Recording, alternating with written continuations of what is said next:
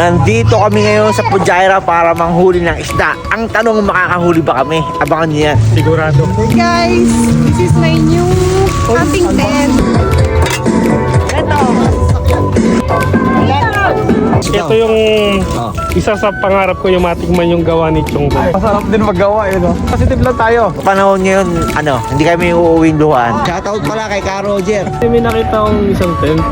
Nakatayo eh. Akala ko nakatayo yung matutulog. Tayo umihi, pati tumahe. Chong, parang first time umakit hukus mo. Deliver ako ng cake Natikpan ko to sa Harvard. Alright, pagkatas na ito, matitikman na natin ang luto ni Chongko. Ang The Chongko Cooking Show. Ano nga Roger, huwag ka maggaling-galingan. Focus ako man eh. Tama yung post ko sa Facebook. Paminsan-minsan banlag yan. Duling yan, gagalitin ko yan. May tanong lang ako kay Kuya Boy.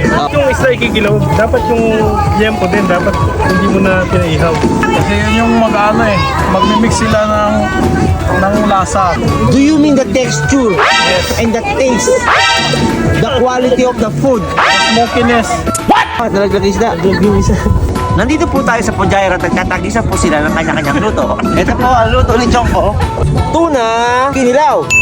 At ang ating salsa ni Mang Chong, meron din po siyang niluluto. Tinatawag na kinilaw na baboy. Sino kaya ang mananalo sa kanilang dalawa? 1 to 1. Ano siya? Ba't one-to-one? Zero. Walang katulad. Niluluto mo yan. Anong inspirasyon mo? Kayo, syempre. Yung tropang Chong ko. Oh shit! Ang ko dyan. Ang pagbaba ng lawin. Tanong, masaya ka ba? Syempre. Masaya.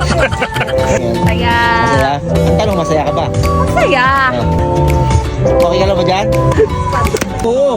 Yun, no? Shoutout sa asawa ko, Donna May. Masaya ka ba? Naman. Oo. Masaya ako.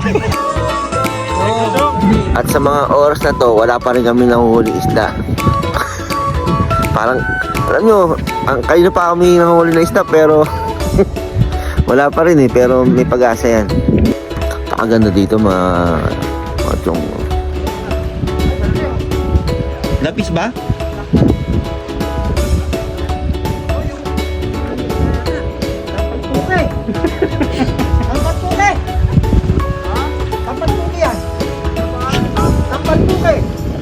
Yun! Parang one-sided lang yung isda. Jongron, sumabit ba? Tapon mo yung hawak mo! Marami dito eh!